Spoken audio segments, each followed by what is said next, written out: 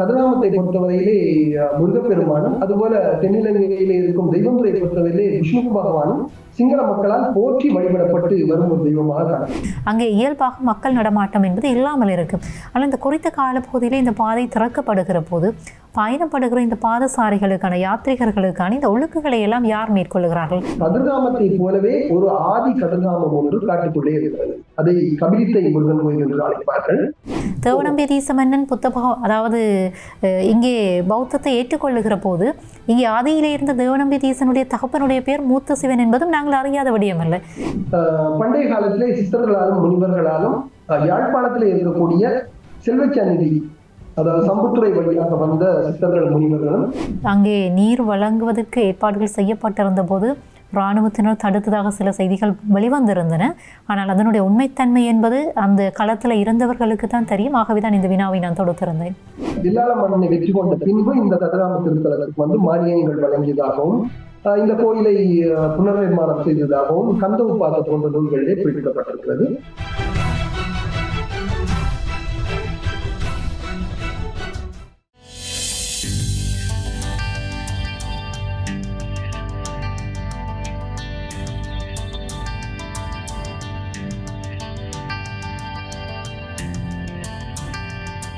வணக்கம் உறவுகளே, மற்றும் ஒரு அகலங்கம் சிறப்பு நிகழ்ச்சியினூடாக இணைந்திருக்கிறோம். இன்றைய அகலங்கம் நிகழ்ச்சியில் நாங்கள் சில விடயங்கள் சார்ந்து உரையாட போகிறோம். மிக முக்கியமாக தமிழ் மக்களை பொறுத்த வரைக்கும், அதுவும் சைவ மக்களை பொறுத்த வரைக்கும் முருக வழிபாடு என்பது தொன்மத்தினுடைய தொடர்ச்சியாக காணப்படுகின்ற ஒரு விடயம். அதுவும் ஈழ நிலத்தை பொறுத்த வரைக்கும் இலங்கையிலே வடக்கிலே பல முருக ஆலயங்களிலிருந்து மிக முக்கியமாக இந்த செல்வச்சந்நிதி ஆலயத்திலிருந்து கதிர்காமத்தை நோக்கி கதிர்காம திருவிழா காலத்திலே பாத யாத்திரையாக அடியவர்கள் செல்லுவது வழமையாக இருக்கிறது. நாங்கள் வடக்கு மட்டுமல்ல, இலங்கையினுடைய அநேகமான பகுதிகளில் இருந்து கதிர்காமத்தை நோக்கி பாத யாத்திரையாக பக்தர்கள் செல்லுவது என்பது வரலாற்று காலத்தில் இருந்து நிகழ்த்தப்பட்டு வருகிற ஒரு நடைமுறையான விடயமாக இருந்து வருகிறது.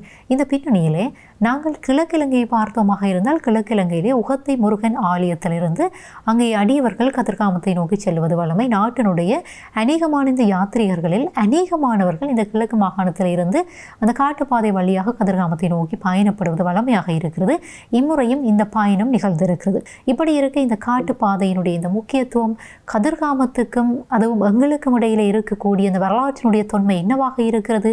அந்த தெற்கில் இருக்கக்கூடிய இந்த முருக வழிபாட்டு தலமான எங்களுடைய வரலாற்றோடும் வாழ்வோடும் பின்னி பிணைந்திருக்கின்ற இத்தகைய தலங்களை நோக்கி பயணப்படுவதன் மூலமாக ஒரு வகையில் வரலாற்றினுடைய நீட்சியை நாங்கள் எடுத்துச் செல்லக்கூடியவர்களாக மாறுவோம்.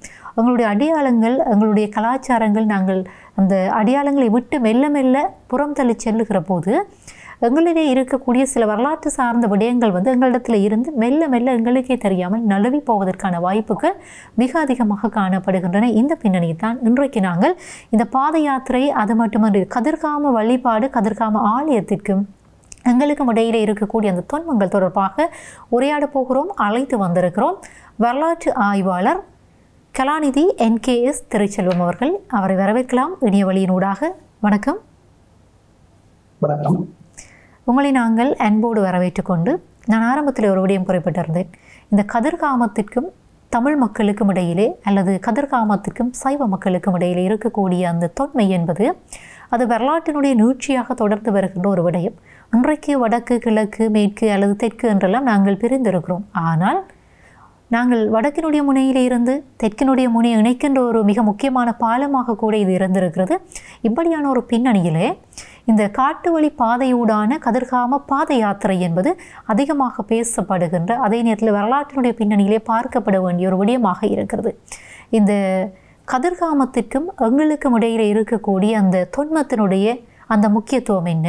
மிக முக்கியமாக இந்த காட்டு வழி பாதையினுடைய முக்கியத்துவம் என்ன? சுருக்கமாக நீங்கள் குறிப்பிட்டீர்கள் என்றால் நாங்கள் தொடர்ந்து பயணப்படுவது பொருத்தமாக இருக்கும் என்று நினைக்கிறேன். அதாவது கதிர்காமம் என்பது தமிழ் மக்களோடு மிக மிக பின்னி பிணைந்த ஒரு வழிபாட்டு தலமாக இலங்கையிலே காணப்பட்டது. இதற்கு மிக முக்கியமாக நாங்கள் இந்த கதிர்காமம் எப்பொழுது, இந்த கதிர்காம முருகன் கோயில் எப்பொழுது ஆரம்பிக்கப்பட்டது, அதனுடைய வழிபாடு எப்படி ஆரம்பிக்கப்பட்டது என்பதை பற்றி பார்க்க வேண்டும். அதாவது புது ஆண்டுக்கு முன்பு, அதாவது 2300 ஆண்டுகளுக்கு முன்பு இங்கே இலங்கையிலே கதிர்காம பகுதியிலே கஜரகம என்னும் ஒரு ராஜ்யத்தை ஆட்சி செய்தவர்கள் சத்திரிய மன்னர்கள்.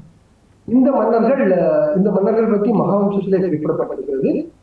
இவர்களை கஜரகம சத்திரியோ என்றுதான் குறிப்பிட்டிருக்கிறார்கள். தேவநம்பீதீசன் ஆட்சி செய்து வந்த காலகட்டத்திலே, அனுராபத்திலிருந்து தேவநம்பீதீசன் இலங்கை மன்னனாக ஆட்சி செய்து கொண்டு வந்த காலகட்டத்திலே இந்த கஜரகம சத்திரியர்கள் கதிர்காமத்தை தலைநகராக கொண்டு அவர்கள் கதிர்காம பகுதியை ஆட்சி செய்து வந்திருக்கிறார்கள்.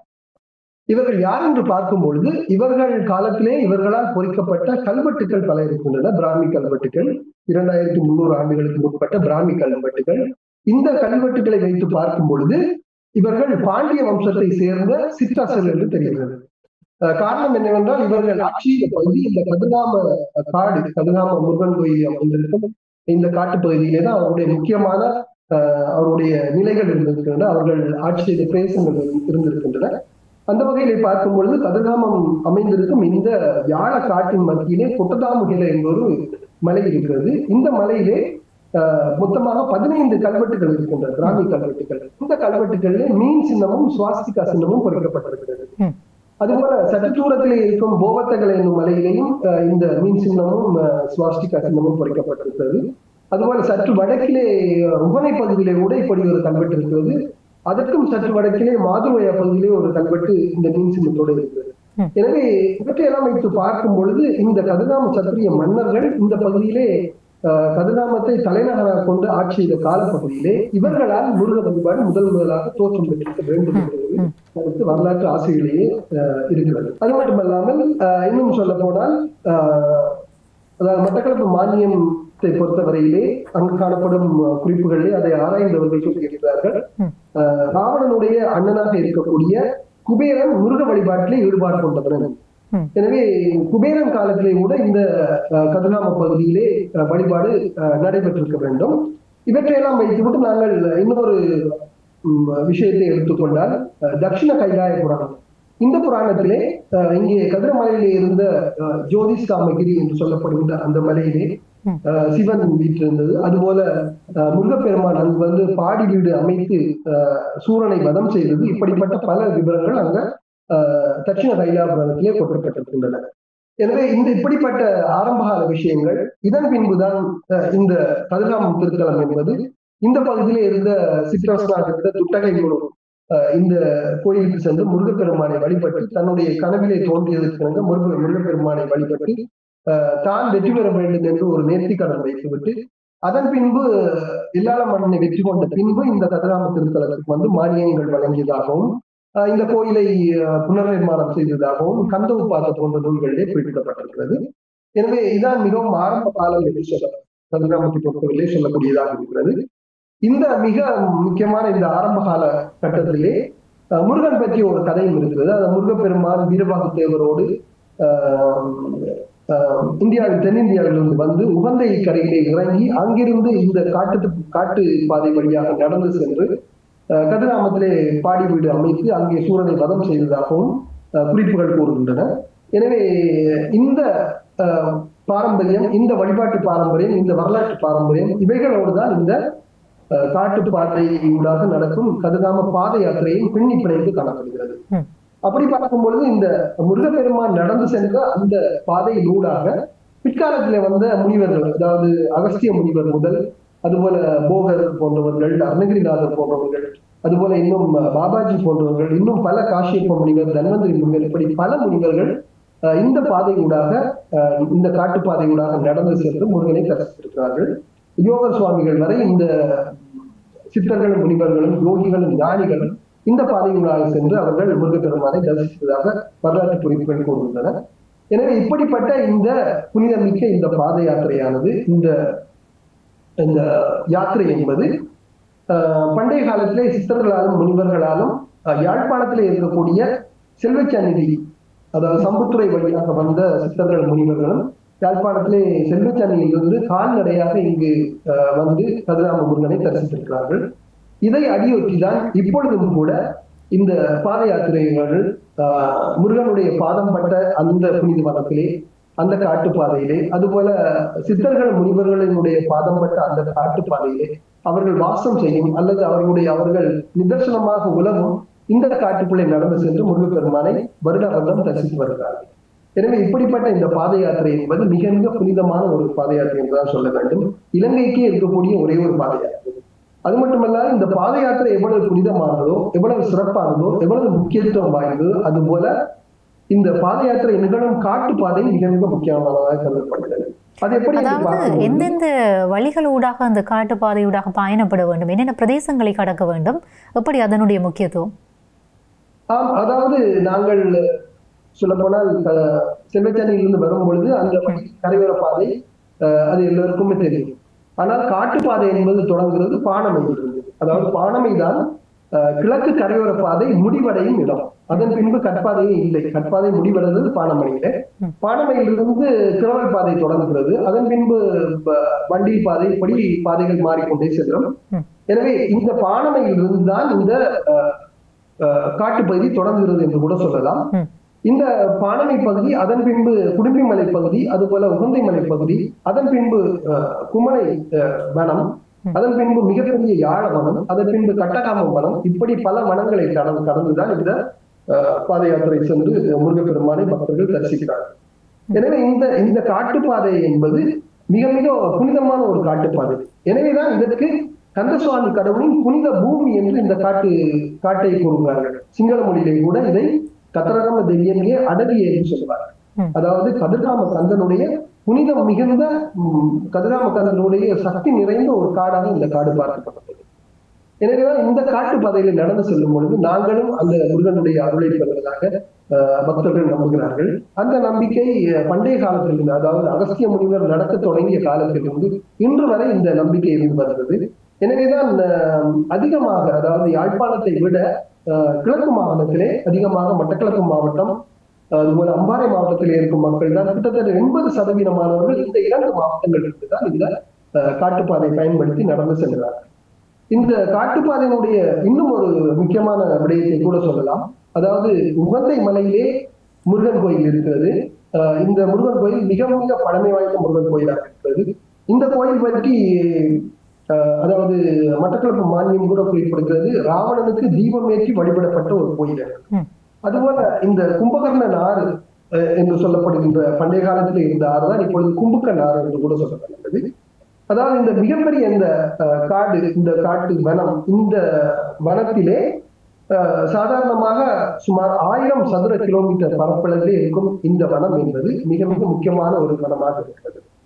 எங்களுடைய இந்த நடந்து செல்லும் இந்த காட்டுப்பாதையிலே இந்த முக்கியத்துவம் என்னவென்றால், இது காட்டிலே நடந்து செல்வதால் தான் இதுக்கு முக்கியத்துவம் இருக்கிறது. சாதாரணமாக பாதை வழியே நாங்கள் நடந்து சென்றால் இதற்கு இவ்வளவு பெரிய முக்கியத்துவம் இருக்காது.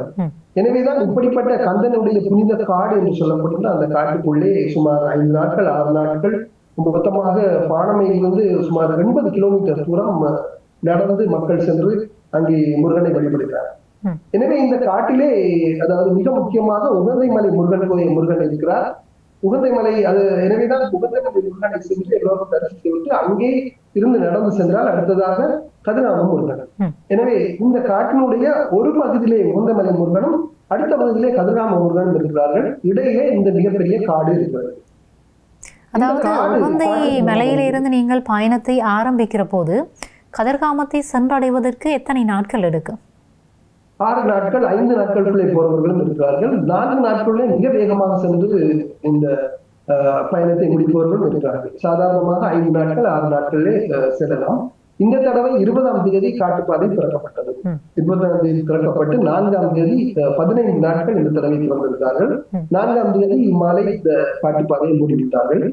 எனவே இந்த 20ஆம் தேதி நடத்துபவர்கள் 26ஆம் தேதி திருவிழா ஆரம்பமான அன்று காலையிலே போய் சேர்ந்திருப்பார்கள். அதற்கு ஏற்ற வகையிலே தான் இந்த பாதை திறத்தல் மூடுதல் போன்றவை அரசினால் மேற்கொள்ளப்படுகின்றன.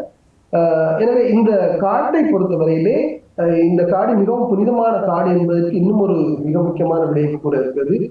பல அற்புதங்கள், முருகனுடைய பல அற்புதங்கள் இந்த காட்டிலே நிகழ்ந்திருக்கின்றன. அதை நேரிலே கண்டவர்கள், அதை அனுபவித்தவர்கள் பலர் இருக்கிறார்கள். இவை பற்றி புத்தகங்கள் கூட நான் எழுதியிருக்கிறேன். இதுவரை 3 நூல்களை எழுதியிருக்கிறேன். இதுல இன்னொரு மிக முக்கியமான ஒரு விடயம் தான், கதிர்காமத்தை போலவே ஒரு ஆதி கதிர்காமம் ஒன்று காட்டுக்குள்ளே இருக்கிறது. அதை கபிலித்தை முருகன் கோயில் என்று அழைப்பார்கள். இதுவும் கூட மிகவும் கடினமாக மிகவும் கஷ்டப்பட்டு செல்லக்கூடிய ஒரு வழிபாட்டு தலம் தான். அங்கே அங்கே கட்டிடங்கள் இல்லை, ஐயர் இல்லை, பூசாரி இல்லை, உண்டியல் இல்லை, எதுவுமே கிடையாது. ஆனால் ஒரு ஒற்றை புளிய மரம் மட்டும்தான் இருக்கிறது. அந்த புளிய மரம் தான் முருகனாக பார்க்கப்படுகிறது. எனவே அதற்கும் இந்த முருகனுக்கும் மிக மிக நெருங்கிய தொடர்பு இருப்பதாக சொல்லப்படுகிறது. வள்ளியம்மனை முதலாக முருகன் சந்தித்த இடம் கூட அந்த கபடி தேர்வு சொல்லப்படுகிறது. அது மட்டுமல்லாது சூரசம்ஹாரத்தை முடித்து விட்டு அங்கிருந்து முருகப்பெருமான் வீசிய தங்கவே இந்த புளிய மரத்திலே குத்தி நின்றதாகவும் ஐதிக கதைகள் காணப்படுகின்றன. இப்படிப்பட்ட மிக முக்கியமான பல விஷயங்களை தன்னகத்தை கொண்டதுதான் இந்த யாழ வனம், அதாவது கதிர்காம கந்தனுடைய புனித வனம் என்று சொல்லப்படுகிறது. இதிலே நடந்து செல்லும் பொழுது, அதாவது இன்னும் ஒரு மிக முக்கியமான ஒரு விடயத்தை கூட கூற வேண்டும். உண்மையிலே இந்த காட்டிலே பாத யாத்திரைகள் நடந்து செல்வதற்கு யாருக்குமே அனுமதி கிடையாது. பாத யாத்திரைகள் மட்டுமல்ல, மக்களுக்கு நடந்து செல்வதற்கு அனுமதி இல்லை. ஆனால் இந்த பாத யாத்திரை காலத்திலே பயணப்படுகிற பக்தர்கள் ஏதாவது சிறப்பான விடயங்களை கடைபிடிக்க வேண்டுமா, அல்லது எப்படியான அறிவுறுத்தல்கள் வழங்கப்படுகின்றன? நீங்கள் குறிப்பிடுகிற இந்த சந்தர்ப்பத்தை பயன்படுத்தி கேட்கிறேன். ஆமா, அதாவது இந்த காடு புனிதமான காடு. இந்த காடு அதாவது மிருகங்களுக்கு தான் சொந்தமான காடு. அதாவது மிருகங்களும் பறவைகளும் ஊர்வனமும் வாழும் ஒரு காடு. எனவேதான் இதை ஆங்கிலேயர் காலத்தில் இருந்து ஒரு வனவிலங்கு சரணாலயமாக, அது பறவைகள் சரணாலயமாக பிரகடனப்படுத்தியிருக்கிறார். எனவே இந்த காட்டுக்குள்ளே சாதாரணமாக உல்லாச பயணிகள் செல்வது கூட ஜீப் வண்டியிலே தான் செல்ல முடியும். யாருக்கும் நடந்து செல்வதற்கு அனுமதி இல்லை. ஆனால் இலங்கை அரசு வருடம் சுமார் 30,000 - 40,000 மக்கள் நடந்து செல்வதற்கு ஒரு அனுமதியை கொடுத்திருக்கிறது என்றுதான் சொல்ல வேண்டும். ஏனென்றால் அதற்கு மிக முக்கியமான காரணமே இந்த பக்தி பூர்வமான ஒரு விடயம் தான். இந்த காட்டிலே சாதாரணமாக சொல்ல போனால் 40க்கும் மேற்பட்ட விலங்குகள் இருக்கின்றன. அதுபோல 250க்கும் மேற்பட்ட பறவை இனங்கள் வாழ்கின்றன. ஆயிரக்கணக்கான பூச்சி இனங்கள் ஊர்வனம் வாழ்கின்றன. அதுபோல மிக அரிதான ஆயிரக்கணக்கான மூலிகைகள் இந்த காட்டிலே இருக்கின்றன. மிக முக்கியமாக உகாய் என்று சொல்லப்படுகிற ஒரு மரம் இந்த யாழ காட்டிலே தான் அதிகமாக காணப்படுகிறது. இந்த மரத்தினுடைய மரம், அதாவது பல் நோய்க்கு மிக மிக முக்கியமான ஒரு மரம் என்று உலக சுகாதார நிறுவனம் கூட அறிவித்திருக்கிறது. அப்படிப்பட்ட ஒரு மரங்களை தன்னகத்தை கொண்ட காடுதான் இந்த காடு. எனவே இப்படிப்பட்ட மிருகங்கள் வாழும், பறவைகள் வாழும், மூலிகைகள் பலவற்றில் இந்த காட்டை பாத யாத்திரைகள் சரியான முறையிலே பயன்படுத்த வேண்டும். அதற்காக பல அறிவுரைகளை நான் தொடர்ந்து வழங்கிக் கொண்டே இருக்கிறேன். அந்த வகையில இந்த நிகழ்ச்சியிலும் அந்த அறிவுரைகளை சொல்லலாம். அதாவது இந்த காட்டிலே நாங்கள் பயணம் செல்லும் பொழுது கட்டாயமாக நாங்கள் இந்த பாத யாத்திரைகள் துணி பைகளை தான் கொண்டு போகணும். அதாவது பொலித்தீன் பைகள், அதுபோல பிளாஸ்டிக் பேக்கள் போன்றவற்றை கொண்டு போவது முற்றுமுழுதாக நாங்கள் தவிர்த்து கொள்ள வேண்டும். ஏனென்றால் பலர் இந்த பிஸ்கட் பேக்கெட்டுகள் கொண்டு வரார்கள், அதுபோல சீனி, மா போன்றவை பொலித்தீன் பேக்கெட்டுகளிலே கொண்டு வரப்படுகின்றன. இவற்றையெல்லாம் பயன்படுத்தி விட்டு அந்த எஞ்சிய உணவோடு அவற்றை வீசி விடுகிறார்கள். ஆனால் மான் போன்ற மிருகங்கள், உயர் போன்ற சிறிய மிருகங்கள் இந்த எஞ்சிய உணவோடு அவற்றை பொலித்தீன்களையும் சேர்த்து சாப்பிட்டு அவை உயிரிழக்கின்றன. எனவே இந்த காட்டு மிருகங்களால் பாத யாத்திரைகளின் மூலமாக எந்த விதமான தீங்குகளும் அவற்றுடைய உயிருக்கு எந்த விதமான ஆபத்தும் ஏற்படக்கூடியது என்பது நம்முடைய மிக முக்கியமான ஒரு விடயமாக இருக்கிறது. இதை ஒவ்வொருவரும் கவனத்தில் கொள்ள வேண்டும். அதுபோல இன்னும் ஒரு விடயம் தான், பல இடங்களிலே தண்ணீர் போத்தல்களை வீசி இருப்பார்கள். நான் ஒவ்வொரு தடவையும் அதை காணக்கூடியதாக இருக்கும். இந்த தண்ணீர் போத்தல்கள் எப்படி என்றால் பிளாஸ்டிக் வெற்று போத்தல்களை பல இடங்களிலே வீசி இருக்கிறார்கள். இது உண்மையிலே காட்டை மாசுபடுத்தும் ஒரு விடயம் தான். அது மட்டுமல்லாது காலை கடன்களை கழிப்பதற்காக தண்ணீர் போத்தல்கள் 1 லிட்டர் 1.5 லிட்டர் தண்ணீர் போத்தலை கொண்டு போய் காலை கடன்களை முடித்து விட்டு அந்த இடத்துல போத்தல்களை வீசி எறிந்து விட்டு வர்றாங்க. எனவே இந்த நடைமுறையை நாங்கள் கடைபிடிக்கவே கூடாது. நாங்கள் காலை கடன்களை முடிப்பதற்காக ஒரு வாளியை கொண்டு செல்வது சிறப்பு. அந்த வாளியை நாங்களே கொண்டு வந்து விடலாம். அதுபோல வெற்று போத்தல்களை வீசவே கூடாது, பொலித்தீன் பைகளை வீசவே கூடாது. அப்படி வீச வேண்டிய ஒரு சந்தர்ப்பம் இருந்தால் அவற்றை எங்களுடைய பைகளில் வைத்து நாங்கள் கொண்டு போய் குப்பை தொட்டிகள் இருக்கும் இடங்களில் அவற்றை போட்டுவிட்டு செல்ல வேண்டும். இது மிகவும் முக்கியமான விடயம். அதுபோல இன்னும் ஒரு முக்கியமான விடயம் தான், இந்த காட்டிலே இருக்கும் மரங்களை நாங்கள் ஒரு நாள் வெட்டக்கூடாது. அதாவது பாத யாத்திரைகள் நடந்து செய்யும் காலப்பகுதியிலே இங்கே வீரப்பழம், சூரப்பழம், பலாப்பழம் போன்றவை காய்க்கும், அங்கே கனிகள் நிரம்பி கிடக்கும் ஒரு காலமாக இருக்கிறது. எனவே பலர் இந்த வீரப்பழங்களை, சூரப்பழங்களை அதை அந்த கிளைகளை ஒடிப்பதும் இப்படி பல நடவடிக்கைகளை காணக்கூடியதாக இருக்கும். இதை கூட நாங்கள் செய்யக்கூடாது. ஏனென்றால் இந்த காட்டை நாங்கள் மரங்களை வெட்டுவது, கிளைகளை முறிப்பதனாலே கூட இந்த காட்டினுடைய வளம் பாதிக்கப்படும். அதுபோல இன்னும் ஒரு விடயம் தான், நாங்கள் தேநீர் சுட வைப்பதற்காக, அதுபோல உணவு சமைப்பதற்காக தீ மூட்டுவோம். அதுபோல இரவிலே மிருகங்களிலிருந்து எங்களை பாதுகாத்துக் கொள்வதற்காக தீ மூட்டிக் கொள்வோம். எங்களுடைய வேலைகள் முடிந்த பின்பு இந்த தீயை முற்றாக அணைத்து செல்லும். அதிலே ஒரு தீ அணைக்காமல் ஒரு சிறிய இடம் கூட தீயோடு இருந்தால் அது காட்டிலே பரவி காடு எல்லாம் கருகி போய்விடும்.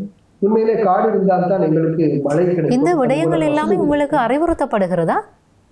பயணத்தை ஆரம்பிப்பதற்கு முன்பாக ஒரு தடவையும் நான் இதை அறிவுறுத்தப்படுகிறேன். அரசால் இந்த விளக்கங்கள் ஏதாவது கொடுக்கப்படுகிறதா குறித்த திணைக்களங்களா? ஆம், அதாவது அந்த குமனை வாசலிலே அவர்கள் அங்கே விடும் பொழுது, அங்கு மக்களை அந்த வாசலூடாக அனுப்பும் பொழுது அவர்களுக்கு, அதுவும் நான் ஏற்பாடு செய்து கொடுத்த அந்த ஒரு அட்டை ஒன்று இருக்கு. அந்த அட்டையிலே அந்த அறிவுறுத்தல் இருக்கின்ற அவற்றை எல்லோருக்கும் வழங்கி கொண்டே இருப்பார்கள். அதுபோல காட்டிலே பல இடங்களிலே பேனர், சுமார் 25 பேனர்கள் கடந்த தடவை நான் அனுப்பியிருந்தேன். இந்த தடவையும் சில பேனர்கள் இருந்தன. அது மட்டுமல்லாது ஒவ்வொரு இடத்திலும் தங்கும் இடங்களிலே நான் இந்த அறிவுறுத்தலை லவுட் ஸ்பீக்கர் மூலமாக அங்கிருக்கும் மக்களுக்கு வழங்குவது. அதுபோல நாங்கள் செல்வதற்கு முன்பாக பத்திரிகைகளிலே, தினசரிகளிலே இந்த விடயம் தொடர்பான அறிவுறுத்தல்களை நான் எழுதியிருப்பேன். அதுபோல தொலைக்காட்சிகளிலே சொல்லியிருப்பேன். ஆனால் கடந்த காலங்களை விட இந்த தடவை குப்பைகள் மிக மிக குறைவாக இருந்ததை அவதானிக்கக்கூடியதாக இருந்தது. அதுபோல காட்டை மாசுபடுத்துவது என்பது கூட மிக மிக குறைவாக இருந்தது. காரணம் என்றால் தொடர்ச்சியாக நாங்கள் இந்த அறிவுறுத்தலை வழங்கி வரும் பொழுது மக்கள் அதிலே அவற்றுக்கு பழக்கப்படுகிறார்கள். அது மட்டுமல்லாது எங்களுடைய குழுவிலே இருக்கும் இளைஞர்கள் மக்கள் அங்கே வீசி இருக்கும் அந்த பொலித்தீன்களை பொறுக்கி அதுக்காக கேபேஜ் பேக் போன்றவற்றை, அந்த குப்பை பேக்குகளை நாங்கள் கொண்டு போவோம். கொண்டு போய் அவற்றை பொறுக்கி நாங்கள் அவற்றை அந்த பைகளிலே போட்டு கொண்டு போய் ஒரு இடத்திலே குப்பை இருக்கும் கிடங்களிலே கொட்டி விட்டு போவோம். இதை பார்க்கும் மக்கள் அவர்களுக்கு குப்பைகளை வீசாதீர்கள் என்று சொல்வதை விட அவர்களுக்கு பக்கத்திலே இருக்கும் குப்பைகளை பொறுக்கும் பொழுது அவர்களுக்கும் பொறுக்க வேண்டும், இவற்றை போடக்கூடாது என்ற ஒரு உணர்வு வருகிறது. இந்த வகையிலே நான் நினைக்கிறேன் இந்த தடவை குப்பைகள் அதிகமாகவே காணப்படவில்லை, சில இடங்களில் மட்டுமே இருந்தது. இது மட்டுமல்லாது இவரை கட்டாயமாக நாங்கள் கடைபிடிக்க வேண்டியிருக்கிறோம். நிச்சயமாக இந்த விடயங்கள் நீங்கள் குறிப்பிடுகிற இந்த விடயங்கள் எல்லாமே சுற்றுச்சூழலை கருத்திலே கொண்ட ஒரு சூழல் நட்புறவான பயணமாக இந்த பயணம் அமைய வேண்டும் என்பதுதான் முத்தாய்ப்பாக இருக்கிறது. இந்த பயணத்தின் போது நீங்கள் குறிப்பிட்டீர்கள், இது வனங்களை கடந்து பயணப்பட வேண்டிய ஒரு பயணம். சாதாரணமாக இது ஒரு சரணாலயமாக இருக்கின்ற காரணத்தினாலே அங்கே இயல்பாக மக்கள் நடமாட்டம் என்பது இல்லாமல் இருக்கும். ஆனால் இந்த குறித்த காலப்பகுதியிலே இந்த பாதை திறக்கப்படுகிற போது பயணப்படுகிற இந்த பாதசாரிகளுக்கான, யாத்ரிகர்களுக்கான இந்த ஒழுக்குகளை எல்லாம் யார் மேற்கொள்கிறார்கள்? உணவாக இருக்கட்டும், நீராக இருக்கட்டும், அல்லது மருத்துவ தேவைகள் மிக முக்கியமானதாக இருக்கும். எப்படி இவை பார்க்கப்படுகின்றன? அல்லது நீங்கள் எப்படி இதற்கான அந்த காரணமாக ஒரு மருத்துவ தேவை எழுந்தால் எப்படி சமாளித்துக் கொள்ள முடியும்? அந்த இடத்திலே ஏதாவது ஏற்பாடுகள் செய்யப்பட்டிருக்கின்றனவா? அதாவது பண்டைய காலத்திலே எல்லாமே நாங்களே செய்து கொண்டு, அதாவது காலத்திலே சொல்லும் பொழுது அங்கே செல்லும் பொழுது இங்கே குடிநீர் கிடையாது, உணவு கிடையாது, மருத்துவ வசதி கிடையாது. எனவே அங்கே இருக்கும் ஓடும் ஆறுகள், குளங்கள் போன்றவற்றில் இருக்கும் நீரை எடுத்து அவற்றை பருகித்தான் பண்டைய காலத்திலே சென்றார்கள். அதாவது சொல்ல போனால் எனக்கு தெரிந்த வரையிலே 2008ஆம் ஆண்டு வரை இந்த குடிநீர் என்பது, உணவு என்பது அங்கே கொடுக்கப்படவில்லை. அதற்கு முன்பு சென்றவர்கள் எல்லாம் எந்த விதமான வசதிகளும் இல்லாமல் கிடைக்கக்கூடிய உணவை, அவர்கள் கொண்டு செல்லும் உணவை தயாரித்து உண்டு, அதுபோல நீர்நிலைகளில் காணப்படும் நீரை எடுத்து குடித்து, சில இடங்களிலே நீர் இல்லாத இடங்களிலே குட்டைகளிலே இருக்கும் நீரை கூட எடுத்து சுட வைத்து அவற்றை வடிகட்டி ஆற வைத்து குடித்த அனுபவங்கள் கூட இருக்கின்றன. இதை பலமுக்கியவர்கள் எனக்கும் கூட சொல்லியிருக்கிறார்கள். இப்படிப்பட்ட காலகட்டத்திலே தான் 2008ஆம் ஆண்டு அல்லது 10ஆம் ஆண்டுக்கு பிறகு இந்த குடிநீர் வழங்கும் முறை ஏற்பட்டது. அதாவது என்னவென்றால், உண்மையிலே சொல்ல போனால் மிக பண்டைய காலத்திலே இந்த அதாவது 1800 சொச்சம் காலப்பகுதியிலே இந்த பாத யாத்திரை நடந்த பொழுது சுமார் 20,000 பேர் சென்றிருக்கிறார்கள் அந்த காலகட்டத்திலே. அந்த நேரத்திலே இந்த குடிநீர் வசதி, அதுபோல மருத்துவ வசதி போன்றவை இல்லாத காரணத்தால் கொலரா என்று சொல்லப்பட்ட ஒரு நோய் ஏற்பட்டு பலர் இறந்திருக்கிறார்கள். அதற்கு பின்பான் இந்த பாத யாத்திரை வருபவர்கள், கதிராமத்துக்கு வருபவர்கள் பற்றிய கட்டுப்பாடு அரசாங்கத்தினாலே அந்த காலத்திலே ஆங்கிலேய அரசாங்கத்திலே உருவாக்கப்பட்டது. அதை தொடர்ந்து இலங்கை அரசு சுதந்திரம் பெற்ற பின்பு கூட இந்த நடைமுறைகளை கடைபிடித்து வந்தார்கள். அதாவது கதிராமத்துக்கு திருவிழாவுக்கு செல்ல வேண்டும் என்றால் தங்களுடைய ஊரிலிருந்து அரசு அதிகாரிகள் வந்து பாஸ் எடுத்துக்கொண்டு செல்ல வேண்டும். இப்படியான நடைமுறைகள் இந்த காலகட்டம் கூட இருக்குது. எனவே இப்படிப்பட்ட காலகட்டத்திலே தான் இவையெல்லாம் கடந்து பாத யாத்திரைகள் அந்த விடாமல் இந்த பாத யாத்திரை செய்து கொண்டு வந்த காலகட்டத்திலே தான் இவர்களுக்கு மேலும் மேலும் பல வசதிகளை செய்து கொடுக்க வேண்டும் என்று தன்னார்வ தொண்டு நிறுவனங்கள் முன்வந்தன. அந்த வகையிலே தான் 2008 அல்லது 10ஆம் ஆண்டுக்கு பிறகு குடிநீர் கொடுக்க ஆரம்பித்தார்கள் பௌசர்களிலே. அப்படி திருக்கோயில் பகுதியிலே இருந்த ஒரு அமைப்பு, சைவ அமைப்பு, அதன் பின்பு பல அமைப்புகள் வந்து இன்று கடந்த தடவை நான் பார்த்த பொழுது கிட்டத்தட்ட ஒரு 5-6 தன்னார்வ தொண்டு அமைப்புகள் தண்ணீர் வழங்கப்பட்டிருக்கின்றன. இப்படி அது மட்டுமல்லாது பலருக்கு இந்த குளிர்பானம் கூட வழங்குகிறார்கள், அதுபோல மூலிகை நீர் வழங்குகிறார்கள். இதெல்லாம் தன்னார்வ தொண்டு அமைப்புகள் செய்யும் வேலை. இது மட்டுமல்லாது அன்னதானங்கள் வழங்கப்படுகின்றன. அதாவது முன்பெல்லாம் நடுக்காட்டிலே அன்னதானம் வழங்கப்படவில்லை. இப்பொழுது நாவலடி என்று சொல்லும் இடத்திலே அன்னதானம் வழங்கப்படுகிறது. மட்டக்களப்பை சேர்ந்த மக்கள், பிரதிநிதிகள் போன்றவர்கள், மக்கள் இவற்றை வணிகர்கள் போன்றவர்கள் இந்த அன்னதானத்தை வழங்குகிறார்கள். அதுபோல இந்த கட்டுப்பில ஆறு என்று சொல்லப்படுகின்ற ஆறு, மாணிக்க கங்கை அருகே சற்று தொலைவிலே இருக்கும் ஆறு, காட்டுக்குள்ளேதான். அங்கே கூட அன்னதானம் வழங்குகிறார்கள். அந்த அன்னதானம் மிகவும் சிறப்பான ஒரு அன்னதானமா இருக்கும். வருபவர்களுக்கு எல்லோருக்குமே வழங்கி கொண்டே இருப்பார்கள். இது கண்டியிலே இருக்கும் தலதா மாளிகை தேவதன நிலைமை அவர்களால் வழங்கப்படும் ஒரு அன்னதானம். அதன் பின்பு பார்க்கும் பொழுது வீரச்சோலை என்ற இடத்துக்கு வருவதற்கு முன்பாக கட்டகாமம் என்ற ஒரு இடம் இருக்கிறது. இந்த இடத்திலே கூட இப்பொழுது அன்னதானம் வழங்க தொடங்கியிருக்கிறார்கள். அது இராணுவத்தினரும் அதுபோல கதிர்காமம் பெரிய கோயில் நிர்வாகம் சேர்ந்து வழங்குவதாக தெரிவித்தார்கள். அதுக்கு அடுத்தபடியாக வீரச்சோலை என்ற இடத்திலே இலங்கை கொழும்பிலே இருக்கும் ஒரு மிகப்பெரிய தேயிலை ஏற்றுமதி நிறுவனம், அந்த நிறுவனம் ஒரு அன்னதான பந்தலை வைத்திருக்கிறது. எனவே அதாவது முதலாவது நாங்கள் தங்கும் வண்ணத்தி ஓடை, வண்ணத்தி வட்டை என்று சொல்லுகிற ஒரு இடம், அந்த இடத்திலே இல்லை. அதன் பின்பு நாங்கள் தங்குவது கும்புக்கன் என்ற ஒரு இடம், அந்த இடத்திலும் இல்லை. அதற்கு பிறகு வரும் தங்கும் இடங்கள் எல்லாவற்றிலுமே அன்னதானம் இப்பொழுது வழங்கப்படுகிறது. இந்த சூழலிலே சில கருத்துக்களையும் காண முடிந்தது. பாதுகாப்பு படைகளால் நீர் வழங்குவதற்கு ஏதும் தடைகள் ஏற்படுத்தப்பட்டதாய் முறை இல்லை, அதாவது தடைகள் ஏற்படுத்தப்படவில்லை. அவர்கள் பாதுகாப்பு படையினர் மிகவும் ஒத்துழைப்பாக இருந்து அவர்கள் நீர் வழங்குவதிலே அல்லது நாங்கள் தங்கும் இடங்களிலே எங்களுக்கு பாதுகாப்பாக இருப்பதிலே அவர்கள் பாதுகாப்பு படையினர், அதாவது இராணுவத்தினர், அதுபோல வனஜீவி அதிகாரிகள் அவர்கள் ஒத்துழைப்பாக இருந்து கொண்டிருக்கிறார்கள். இந்த தடவை நாங்கள் செல்லும் பொழுது, அதாவது வண்ணாத்தி வட்டையிலே இருந்து அதாவது உகந்தையிலிருந்து வண்ணாத்தி வட்டை வரைக்கும் ஒரு நிறுவனம் நீர் வழங்குகிறது. அதுபோல வண்ணாத்தி வட்டையிலிருந்து கும்புக்கன் வரைக்கும் ஒரு நிறுவனம், அதுபோல கும்புக்கனிலிருந்து நாவலடி வரைக்கும் ஒரு நிறுவனம், நாவலடியிலிருந்து யாழை வரைக்கும் ஒரு நிறுவனம், அப்படி பல நிறுவனங்கள் தன்னார்வ தொண்டு அமைப்புகள் இருப்பதினாலே இவர்களுக்கு பிரித்து கொடுக்கப்பட்டிருக்கிறது. இந்த வகையிலே நான் 2 இடங்களிலே நான் கூடியதாக ஒரு இடம் என்றால் வண்ணாத்தி வட்டையிலே இருந்து கும்புக்கன் வரைக்கும் சுமார் 4 மணித்தியாலங்கள் நீரே இல்லாமல் நாங்கள் வந்து கொண்டிருக்கிறோம். என்ன விடயமோ தெரியவில்லை, என்ன காரணமோ தெரியவில்லை. அங்கு பௌசர்கள் எதுவும் காணப்படவில்லை. இறுதியாக நாங்கள் பறவைக்குளம் ஆனால் சில செய்திகள் வெளிவந்திருந்தன, சில சமூக வலைத்தளங்களில் சில பதிவுகளை காணக்கூடியதாக இருந்தது. அங்கே நீர் வழங்குவதற்கு ஏற்பாடுகள் செய்யப்பட்டிருந்த போது இராணுவத்தினர் தடுத்ததாக சில செய்திகள் வெளிவந்திருந்தன. ஆனால் அதனுடைய உண்மைத்தன்மை என்பது அந்த களத்தில் இருந்தவர்களுக்கு தான் தெரியும். ஆகவேதான் இந்த வினாவை நான் தொடுத்திருந்தேன். உண்மையிலே இராணுவத்தினர் தடுத்ததாக அப்படி ஒரு செய்தி இல்லை.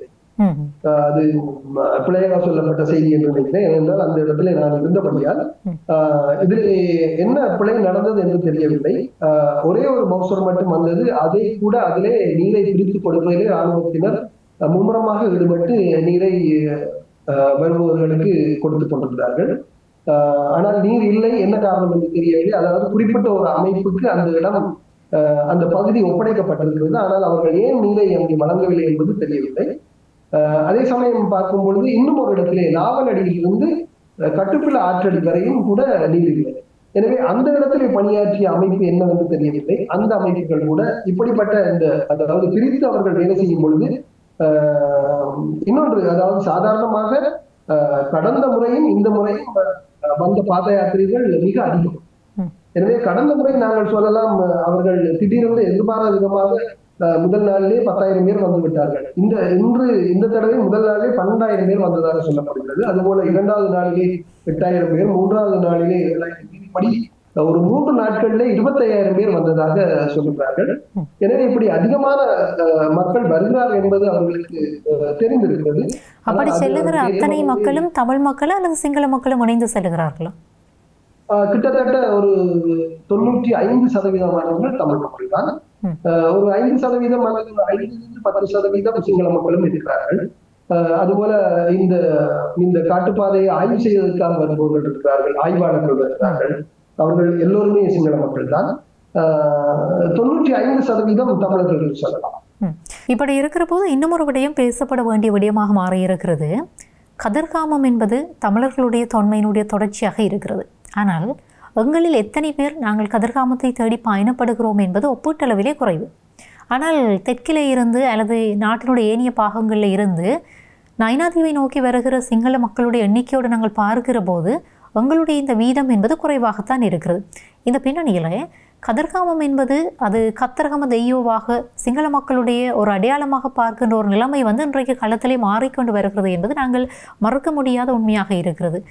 சில நண்பர்களோடு உரையாடுகிற போது கூட சில விடயத்தை அவர்கள் குறிப்பிட்டார்கள். நீங்கள் ஆரம்பத்திலே குறிப்பிட்ட இந்த துட்டஹைமுனு விடயம், துட்டஹைமுனு அதாவது கதிர்காம முருகனை வழிபட்டார் என்கிற ஒரு விடயத்தை பற்றி நீங்கள் குறிப்பிட்டிருந்தீர்கள். அதற்கு கூட அவர்கள் புரிந்து வைத்திருக்கின்ற ஒரு கதை தெற்கிலே இருந்து அதாவது இந்தியாவிலே இருந்து, இந்தியாவினுடைய தென்பகுதியிலே இருந்து முருகப்பெருமான் இங்கே இலங்கைக்கு வருகை தந்ததாகவும் அவர் வடக்கினுடைய கரையோரங்கள் ஊடாக ஒவ்வொரு பிரதேசத்திலும் தங்கி இருப்பதற்கான இடத்தை கோரிய போது தமிழ் மக்கள் அந்த இடத்தை கொடுக்கவில்லை என்று சொல்லியும், இறுதியாக அவர் துட்டஹைமுனுவை தெற்கிலே சந்தித்தார் என்று சொல்லியும், துட்டஹைமுனு வழங்கிய அந்த இடம்தான் இன்றைக்கு கதிர்காமமாக இருக்கிறது என்கிற ஒரு கதையும் அவர்கள் பேச தலைப்பட்டிருக்கிறார்கள். இப்படியான ஒரு சூழலிலே அங்கே கள நிலைமைகள் எப்படி இருக்கிறது? தமிழ் மக்களுடைய தமிழ் கடவுள் முருகன் என்கிற ஒரு புரிதல் அவர்களிடத்தில் இருக்கிறதா? தொன்மத்தினுடைய அடையாளமாக பார்க்கப்படுகிற அதனுடைய பின்னணியில் இப்படியான பாத யாத்திரைகள் அங்கு பயணப்படுகிற போது எப்படி சிங்கள மக்கள் அதை புரிந்து கொள்ளுகிறார்கள்? கள நிலைமைகள் எப்படி இருக்கிறது? அதாவது நீங்கள் சொன்ன இந்த கதை முற்றிலும் பிழையான ஒரு கதை. அதாவது இந்த கதை எப்படி வந்தது என்று பார்க்கும்போது, அதாவது முருகப்பெருமான் இந்தியாவிற்கு வந்து இந்த காட்டுப்பாதைக்காக அவர் கடந்து செல்லும் பொழுது அவர் மாறுவட்டத்திலே கிழவன் ரூபத்திலே இருந்ததாகவும், அந்த நேரத்திலே ஒரு தமிழர் குழுவினர் வந்ததாகவும், அவர்களிடத்திலே தனக்கு உதவி கேட்டதாகவும், அவர்கள் செய்ய முடியாது என்று மருத்துவருக்கு சென்று விட்டார்கள் என்றும், அதன் பின்பு ஒரு சிங்கள மக்கள் குழு ஒன்று வந்த பொழுது அந்த முருகப்பெருமான் வடிவில் இருந்த கிழவர் வடிவத்தில் இருந்த முருகப்பெருமான் உதவி கேட்டதாகவும், அவர்கள் தங்களுக்கு முடிந்த உதவியை செய்துவிட்டு அங்கே தங்குவதற்காக ஒரு குடிலை அமைத்து கொடுத்து விட்டு சென்றதாகவும் கூறுகிறார்கள். இதன் காரணமாகத்தான் சிங்கள மக்கள் இந்த முருகப்பெருமானை வழிபடுவதற்கு மிகவும் இலவாக வழிபடுவார்கள் என்றும், தமிழ் மக்கள் தன்னை வழிபட வேண்டும் என்றால் இப்படி பாத யாத்திரை இப்படி மிகவும் கஷ்டப்பட்டு தான் வந்து வழிபட வேண்டும் என்றும் ஒரு முருகப்பெருமான் அருள் கொடுத்ததாகவும் ஒரு கதையை கூறுகிறார். இந்த கதை முற்றிலும் தவறான கதை. அதாவது இந்த கதை எப்படி வந்தது என்று நான் ஆராய்ந்து பார்க்கும் பொழுது, ஆங்கிலேய காலத்திலே செலிக்மன் என்பவர் இந்த பேர்டர்களை பற்றி ஆய்வுகளை செய்தார். அவர் செய்து கொண்டு வரும்பொழுது பாணமையில் இருக்கும் ஒரு முதியவர் இந்த கதையை கூறியிருக்கிறார். எனவே செலிக்மன் தான் இந்த கதையை முதலாக தன்னுடைய புத்தகத்திலே எழுதியவர். ஆனால் அவர் செலிக்மன் என்பவருக்கு அந்த ஆங்கிலேயருக்கு தமிழருடைய வழிபாட்டு பாரம்பரியம் தெரியாது. அதாவது தமிழருடைய வழிபாட்டு பாரம்பரியம் என்பது தங்களுடைய உடலை வருத்தி சென்று தங்களுடைய கடவுள்களை வழிபடுவது. அதாவது உடலை வருத்தி என்று சொல்லும் பொழுது தீ மிதித்து, அதுபோல அலகு குத்தி, பறவை காவடி எடுத்து பாத யாத்திரையாக நடந்து சென்றுதான் வழிபாடு முறை பண்டைய காலத்திலே இருந்து இருந்தது.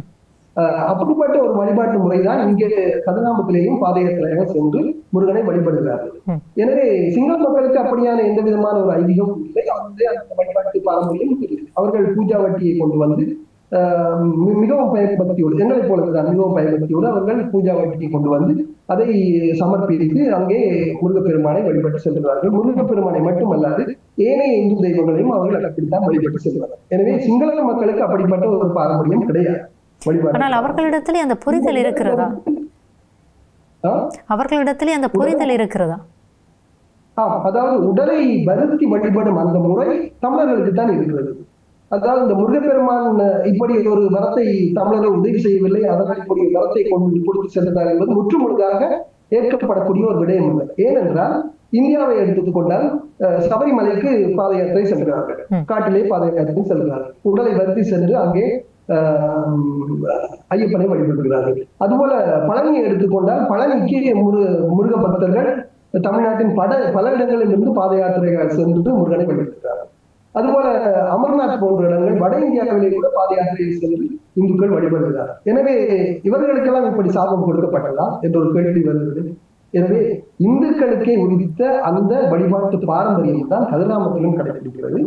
எனவே செழிப்பன் அவர்கள் எழுதிய இந்த கருத்து மிக மிக ஒரு தவறான ஒரு பிழையான ஒரு புரிதலில் எழுதப்பட்ட கருத்து என்பது. அதாவது நான் உங்களிடம் கேட்ட அந்த வினா தெற்கிலே மிக முக்கியமாக கதிர்காம சூழலே வாழுகின்ற சிங்கள மக்களாக இருக்கட்டும், அல்லது கத்திரகம தெய்யோ என்று முருக கடவுளை வழிபடுகிற சிங்கள மக்களாக இருக்கட்டும், அவர்களிடத்திலே தமிழ் மக்களுடைய தொன்மையினுடைய தொடர்ச்சி இந்த ஆலயம் முருக கடவுள் என்பது தமிழ் மக்களுடைய தொன்மம் என்கிற அந்த புரிதல் அவர்களிடத்துல இருக்கிறதா? ஆமாம், நிச்சயமாக இருக்கிறது. ஏனென்றால் எங்களுடைய வழிபாட்டுக்கு அவர்கள் எந்த விதத்திலும் தடை விதித்ததே இல்லை. அதாவது எல்லோருமே வந்து வழிபாட்டுக் கொண்டிருக்கிறார்கள். அவர்கள் சொல்வது கூட தமிழர்கள் தான் இது, அதாவது முருகப்பெருமான் என்பது தமிழருடைய கடவுள் தான். இப்படி பல புத்தகங்களிலே கூட இருக்கு. அதாவது 2000 ஆண்டுகளுக்கு முன்பு தமிழர்களும் சிங்கள மக்களும் இணைந்து வழிபட்ட ஒரு தெய்வம் முருகப்பெருமான் என்று கூட சபரமாது போன்றவர்கள் தங்களுடைய நூல்களிலே எழுதியிருக்கிறார்கள். எனவே அது மட்டுமல்லாது இந்த முருகப்பெருமான் என்பது கதிர்காமத்தை பொறுத்தவரையிலே 2 இனம் மட்டுமல்ல, அதோடு இஸ்லாமிய இனத்தவர்களும் அங்கு இஸ்லாமிய பள்ளி கூட இருக்குது. எனவே 3 இனத்தவர்கள் வந்து வழிபடக்கூடிய ஒரு சமத்துவமான ஒரு வழிபாட்டுத்தலம் என்று கூட சொல்லுகிறார். எனவே இந்த வகையில் நாங்கள் தமிழ் மக்கள் சிந்திக்க வேண்டிய ஒரு விடயம் இருக்கிறது. அதாவது முருகப்பெருமான் என்பது எங்களுடைய ஒரு மிக முக்கியமான ஒரு கடவுள். அதாவது நாங்கள் தமிழ்நாட்டிலே தமிழ் கடவுள் என்று கூட சொல்லுகிறார். ஆனால் இலங்கையை பொறுத்தவரையிலே பண்டைய காலத்திலே இருந்த அந்த ஒரு ஐதீகம் ஒன்று என்னவென்றால், அதாவது புத்த பகவான் இலங்கைக்கு வந்ததாக மகாவம்சம் சொல்லுகிறது. அப்படி இலங்கைக்கு வந்த புத்த பகவான் இலங்கையை காக்கும் பொறுப்பை முருகப்பெருமானுடையும் விஷ்ணு பகவானிடம் ஒப்படைத்து சென்றதாக கூட பண்டைய கால கர்ண பரம்பரை கதைகள் இருக்கின்றன. அந்த வகையிலே தான் நாங்கள் எந்த ஒரு பௌத்த விகாரைக்கு சென்றாலும் அங்கே முருகனுடைய சன்னிதி இருக்கும், கட்டரகம் தேவியா என்ற பெயரிலே, அதுபோல விஷ்ணு தேவியா என்ற பெயரில் விஷ்ணுடைய சன்னிதி கட்டாயம் இருக்கும். அது மட்டுமல்லாது பிற்காலத்தில் இருந்த கோட்டை ராஜ்யம் போன்ற கம்பளி ராஜ்யம் போன்ற அந்த ராஜ்ய காலப்பகுதியிலே கூட தம்பதனியை போன்ற ராஜ்யங்கள், இப்படி சீதவர்க்க ராஜ்யம், இந்த ராஜ்யங்களுக்கு காவலாக 4 காவல் தெய்வங்களை வைத்து வழிபட்டிருக்கிறார்கள் அந்த காலத்திலே இந்த ராஜ்யங்களை ஆட்சி செய்த மன்னர்கள். அதிலே மிக முக்கியமாக முருகன் ஒரு காவல் தெய்வமாக இருக்கிறார், விஷ்ணு ஒருவராக இருக்கிறார், அதுபோல பத்தினி அம்மன் ஒன்று, அதுபோல இன்னும் விபீஷண தெய்வம், சில இடங்களிலே சமன் தெய்வம், இப்படி 4 காவல் தெய்வங்களை வைத்து வழிபடுகிறார். எனவே இந்த இலங்கையை காக்கும் பொறுப்பை புத்த பகவான் முருகப்பெருமானுக்கும் விஷ்ணு பகவானுக்கும் கொடுத்தாரே என்ற ஒரு இந்த ஐதீகம் தான் காலம் காலமாக இங்கே நிலை வரும் ஒரு ஐதீகமாக இருக்கிறது. அந்த அடிப்படையிலே தான் கதிர்காமத்தை பொறுத்தவரையிலே முருகப்பெருமானும், அதுபோல தென்னிலங்கையிலே இருக்கும் தெய்வங்களை பொறுத்தவரையிலே விஷ்ணு பகவானும் சிங்கள மக்களால் போற்றி வழிபடப்பட்டு வரும் ஒரு தெய்வமாக காணப்படுகிறார். இந்த இடத்துல இன்னொரு விடயத்தை நாங்கள் குறிப்பிடலாம். பொதுவாக வழிபாடு என்பதை அவர்கள் தங்களுக்குரிய வழிபாடு மட்டும் என்று எப்பொழுதுமே சொல்லவில்லை. அதற்காக நெருக்கடிகளை கொடுத்ததும் கூட இல்லை. ஆனால் நாங்கள் ஒரு விஷயத்தை புரிந்து கொள்ள வேண்டும். முருகன் என்பது நம்முடைய தெய்வம், நம்முடைய பாரம்பரிய தெய்வம். அந்த தெய்வம் எந்த இடத்துல இருந்தாலும், யாரால் வழிபடப்பட்டாலும், எந்த நிர்வாகம் இருந்தாலும் அவரை பயபக்தியோடு வழிபட வேண்டியது நம்முடைய கடமை என்று நாங்கள் ஒவ்வொரு தமிழர்களும் இலங்கையிலே நினைக்க வேண்டும். இந்த இடத்துல இன்னொரு விடயத்தையும் நாங்கள் குறிப்பிடலாம். கதிர்காமத்தினுடைய அந்த வளைவிலே, அந்த மஞ்சள் நிறத்திலே அமைக்கப்பட்டிருக்கின்ற அந்த வளைவிலே எனக்கு நினைவிருக்கிறது, ஆரம்ப காலத்தில் ஓம் என்று அது நீல நிறத்திலே எழுதப்பட்டிருந்தது. ஆனால் பிற்காலத்தில் அது மாற்றப்பட்டிருக்கிறது, சிங்கள எழுத்துக்கள் பொறிக்கப்பட்டிருக்கிறது, அதற்கு கீழே தமிழும் பொறிக்கப்பட்டிருக்கிறது. இப்படியான காலத்துடைய சூழ்நிலைகளுக்கு ஏற்ற சில மாற்றங்களும் நிகழ்த்தப்பட்டிருக்கின்றன. அதே இன்னும் ஒரு விடயம், உங்களுக்கு தெரியாதல்ல, கௌதம புத்தர் ஒரு இந்து மதத்தை பின்பற்றுகிற ஒருவராக இருந்தவர் புத்த நிறைய போதித்தார் என்பதும் இந்த இடத்திலே நாங்கள் குறிப்பிடக்கூடிய விடயமாக இருக்கிறது. தேவநம்பிய தீச மன்னன் அதாவது இங்கே பௌத்தத்தை ஏற்றுக்கொள்ளுகிற போது இங்கே ஆதியிலே இருந்த தேவநம்பிய தீசனுடைய தகப்பனுடைய பேர் மூத்த சிவன் என்பதும் நாங்கள் அறியாத விடயம் அல்ல.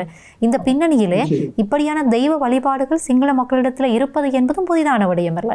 இந்த பின்னணியிலே இப்படியான இந்த பாத யாத்திரைகளை மேற்கொள்ளுகிற போது அண்மை நாட்களிலே இளையவர்களாக இருக்கட்டும், அல்லது இந்த பாத யாத்திரையின் போது இது ஒரு புனிதமான பயணம் என்பதற்கு அப்பாலே ஒரு சுற்றுலா நோக்கத்திலே பயணப்படுகிற அந்த சில பயணங்களையும் அப்படி அவதானிக்கக்கூடியவாறு இருக்கிறது. அப்படி ஏதாவது நிகழ்கிறதா?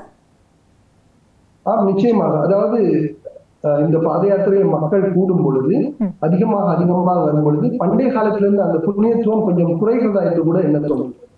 அதாவது அந்த காலத்துல மிக மிக கஷ்டப்பட்டு வந்தார்கள். விரதம் இருந்து மிக பயபக்தியோடு வந்து முருகனை வழிபட்டார்கள். ஆனால் கண்ணை காலங்களிலே நான் பார்த்திருக்கேன். போன தடவை கூட கடந்த தடவை கூட சிலர் இதை ஒரு உல்லாச பயணம் போல வந்து அங்கே பக்தி பாடல்கள் பாடுவதற்கு பதிலாக சினிமா பாடல்களை பாடி அங்கே ஆடிக்கொண்டு அந்த வாத்திய கருவிகளை மேலதளங்களை அடித்துக் கொண்டு கும்மாளம் போட்டுக்கொண்டு இப்படி இருப்பதை கூட காணக்கூடியதாக இருந்தது. கடந்த தடவை நான் என்னோடு இருந்த சில இளைஞர்களை அழைத்து சென்று அப்படி அந்த குத்துப்பாடல்கள் பாடியவர்களை உடனே அங்கே சென்று அவர்களுக்கு சொல்லி விளங்கப்படுத்தி அதை நிறுத்தியிருந்தேன். அதுபோல இந்த தடவை கூட இதை பார்க்கக்கூடியதாக இருக்கிறது. ஆனால் உண்மையிலே சொல்ல போனால் பாத யாத்திரைகளுக்கு மிகவும் சங்கடத்தை கொடுக்கும் இந்த விடயங்களை பாத யாத்திரைகள் எல்லாம் தட்டி கட்டுவார்கள். அதாவது இப்படி வராதீர்கள் தம்பி, நீங்கள் இப்ப நாங்கள் எல்லாம் புனிதமாக வந்து கொண்டிருக்கிறோம். அதுபோல நான் இந்த தடவை அவதானித்தேன். மத்தியானம் சாப்பிட்டு விட்டு, அதாவது நடந்து களைப்பிலே நடந்து வந்து மத்தியானம் சாப்பிட்டு விட்டு உறங்கி கொண்டிருக்கார்கள். அந்த நேரத்திலே அந்த கூட்டத்துக்கு மத்தியிலே வந்து ஒரு இளைஞர் கூட்டம் வந்து அவர்கள் பாட்டு பாடி பைராடித்துக் கொண்டிருக்கிறார்கள். இதெல்லாம் மிகவும் மோசமான ஒரு காரியங்கள். அதாவது நடத்த முடியாத ஒரு செயற்பாடு. இவற்றையெல்லாம் நடத்தவே கூடாது. இந்துக்களாகிய நாங்கள் எங்களுடைய வழிபாட்டு பாரம்பரியத்தை கேள்விக்குறியாக கூடாது. மற்றவர்கள் முன்னிலேயே இது புனிதமான பாத யாத்திரை என்பதை நாங்கள் நிரூபிக்க வேண்டும். எனவே அவர் கட்டாயமாக, அதாவது இங்கே பாத யாத்திரையில் வருபவர்களே நான் பார்த்த வகையிலே சுமார் 30-35-40 மாணவர்கள் இது ஒரு உல்லாச பிரயாணம் போல நினைத்து கொண்டு வருகிறார்கள். எனவே அப்படி வருவதை எதிர்காலத்திலே தடை செய்ய வேண்டும், தடுக்கப்பட வேண்டும். இதற்குரிய நடவடிக்கைகளை அரசு கவனிக்க வேண்டும் என்று இந்த நிகழ்ச்சியின் மூலமாக நான் கேட்டுக்கொள்கிறேன். இதே நேரத்தில் இந்த பயணத்திலே பெண்களும் இணைந்து பயணப்படுவதற்கான வாய்ப்புகள் இருக்கிறதா? எப்படி பயணப்படக்கூடிய சாத்தியக்கூறுகள் இருக்கிறதா? நிச்சயமாக. அதாவது இந்த பாத யாத்திரையை பொறுத்தவரையிலே அதிகமானவர்கள் பெண்கள் தான். பெண்கள், குழந்தைகள், வயோதிபர்கள், ஆண்கள் குறைவாகத்தான் இருப்பார்கள் நினைக்கிறேன், அல்லது சரிசமமான எண்ணிக்கையிலே இருப்பார்கள். மிக அதிக அளவிலே பெண்கள் வருகிறார்கள். எனவே அவர்கள் வருவதற்கு முதலாக அவர்கள் விரதம் இருந்து அந்த கட்டுப்பாடோடு இருந்து அவர்கள் வருகிறார்கள். எனவே பெண்களுக்குரிய மிக முக்கியமான ஒரு பாத யாத்திரை என்று கூட இதை சொல்லலாம்.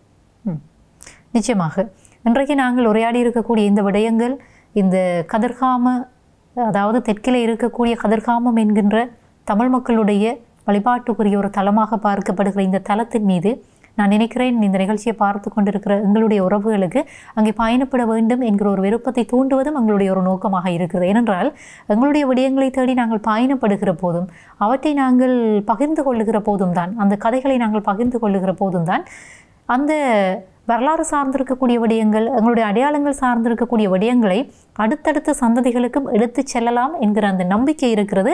மிக்க நன்றி. அந்த அடிப்படையில் இன்றைக்கு இந்த நிகழ்ச்சி அப்படியான சில கருத்துக்களை அழைத்து சென்றிருக்கும் என்கிற அந்த நம்பிக்கையோடு மிக்க நன்றி. இணையவழியினூடாக நீங்கள் இணைந்து பல்வேறு கருத்துக்களை எங்களுக்காக பகிர்ந்து கொண்டமைக்கு உங்களுக்கும் மிக்க நன்றி. அகலங்கு நிகழ்ச்சியினூடாக இணைந்திருந்தோம். இன்றைக்கு அகலங்கு நிகழ்ச்சியிலே முக்கியமான உரையாடப்பட வேண்டிய வரலாற்றினுடைய தொன்மத்தினுடைய தொடர்ச்சியாக தமிழ் மக்கள் பயணப்பட்டு வருகின்ற கதிர்காமம் சார்ந்திருக்கக்கூடிய பல விடயங்களை இன்றைக்கு நிகழ்ச்சி அழைத்து வந்திருக்கிறது. பயணப்படுவதற்கான வாய்ப்புகள் கிடைக்கிற போது இப்படியான இடங்களை தேடி நாங்களும் பயணப்பட வேண்டியது வரலாற்றினுடைய அடுத்த கட்டங்களை நோக்கி எடுத்துச் செல்வதற்கான ஒரு பணியாக கூட இது இருக்கும் என்கிற அந்த நம்பிக்கையோடு சந்திக்கலாம் மற்றொரு அகலங்கும் நிகழ்ச்சியோடு.